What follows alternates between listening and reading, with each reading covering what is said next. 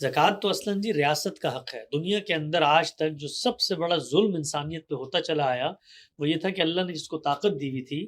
اس نے چونکہ ریاست کو چلانا ہوتا تھا نا، تو اس کے لیے لوگوں ہی کی جیب سے وہ پیسہ لیتا تھا۔ اور اگر آپ تاریخ پڑھیں تو انسانیت کے اوپر جو سب سے بڑا ظلم ہوا ہے، اللہ تعالیٰ نے جب ہمیں دنیا میں بھیجا تو ہماری جان، مال، آبرو سب کو تحفظ دے دیا، لیکن مال میرا تھا، میرا حکمران آ کے مجھ سے زبردستی لے جاتا ہے، تو وہ زیادتی کرتا تھا۔ ایک طرف زیادتی ہوتی تھی، دوسری طرف ضرورت تھی، ریاست چلانی ہے، اس کا نظم چلانا ہے، اس کا تحفظ کرنا ہے، تو کیا کیا جائے؟ تو انسانوں نے کبھی بھی اس معاملے میں قائم بالقسط ہو کر انصاف کے ساتھ معاملہ نہیں کیا۔ چنانچہ آپ یہ دیکھیے کہ ورسائے کے محلات میں جب چاندی کے وقت کم ہو جاتے ہیں تو وہ حکمران نمک پر بھی ٹیکس عائد کر دیتا ہے۔ ابھی بھی یہی صورتحال ہے، یعنی ٹیکسیشن کے جو معاملات ہیں یہ قائم بالقسط نہیں ہے، انصاف کے ساتھ نہیں ہے۔ اس کی وجہ یہ ہے کہ آپ نے جو آپ کی ضروریات تھی وہ خود فیصلہ کر کے بڑھا دی ہے۔ میرا ملک جو ہے وہ دنیا میں امن بھی لائے گا، جنگیں بھی کرے گا، یہ بھی کرے گا، اور اس سب کے لیے مال میری جیب سے لے گا، تو یہ زیادتی ہے، یہ ظلم ہے، یہ نہیں ہو سکتا۔ تو اللہ تعالیٰ نے کہا کہ میرے جو ماننے والے ہیں وہ اگر حکومت میں پہنچتے ہیں تو وہ یہ کام نہیں کر سکتے کہ کسی کے مال میں جو چاہیں جا کے اٹھا لیں۔ جو مال میں مقرر کر رہا ہوں اتنا ہی مال لیں گے اور اس میں ملک چلائیں گے، اور جب آپ اتنے ہی مال میں چلائیں گے تو آپ دیکھیے ہر ملک انسانوں کی طرح فیصلے کرے گا، ہر ملک جا کر دوسروں کے محلے میں چودھری بننے کی کوشش نہیں کرے گا، کیونکہ اس کو پتہ ہے کہ میں تو مال لے نہیں سکتا۔ تو اس معاملے میں اللہ تعالیٰ نے زکوٰۃ کی مدات مقرر کر دی ہے، اور وہ اصلاً حکمران کا حق ہے، وہ زبردستی بھی لے سکتا ہے ہم سے آ کے،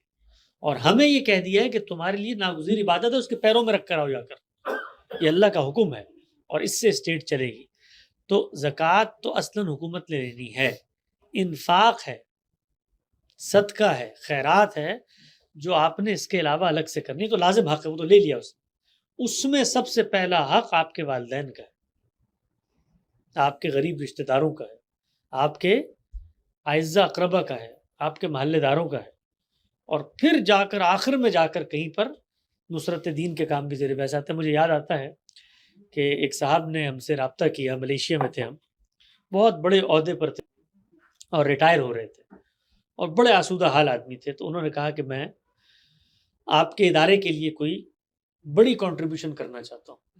اور میں چاہتا ہوں کہ آپ کے لوگوں سے ملوں میں۔ تو وہ ملیشیا آئے تو میں نے ان کی غامدی صاحب سے ملاقات کروائی، اور پاکستانی تھے، بڑے خوش اخلاق آدمی، بڑے دیندار مذہبی آدمی، اور مجھے بھی بڑی خوشی تھی کہ بھائی اچھا ہے، ہماری اس دینی تحریک کو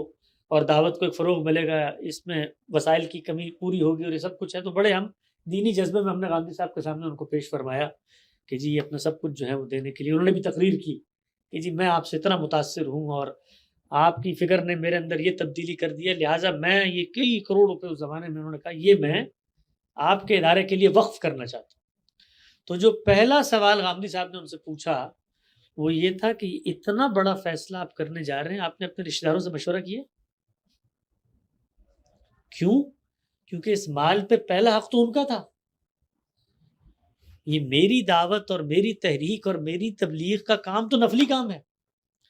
تو ہمارے یہاں یہ تصور بالکل الٹ گیا ہے کہ دعوت دین کے کاموں کو ہم اصلی زکوٰۃ، خیرات، صدقات، عطیات کا مستحق سمجھتے ہیں، وہ اصل میں آپ کے خاندان، آپ کے رشتہ دار، آپ کے اعزہ اور قریبی حلقے اس سے متعلق ہے، اصلاً اس سے متعلق ہے۔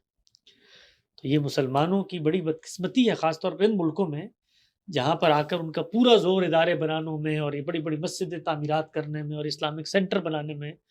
حالانکہ ہونا چاہیے کہ نماز کی جگہ وہ بنائیں، ہر محلے میں ہو چھوٹی چھوٹی جگہ وہاں لوگ نماز پڑھیں اور ان چیزوں پہ خرچ کریں۔ یہاں پر ہماری ساری کی ساری توجہات وہ اس دینی نظم کو قائم رکھنے میں چلی جاتی ہے، موقع ہی نہیں ملتا کہ آپ اپنے ارد گرد غریب نادار لوگوں کو دیکھیں۔ تو آپ نے فرمایا کہ رشتہ دار اور بالوالدین، اللہ نے کہا سب سے پہلے والدین ہیں مستحق، ان کو بھی زکوٰۃ دی جا سکتی ہے، ان کو بھی صدقہ خیرات کیا جا سکتا ہے۔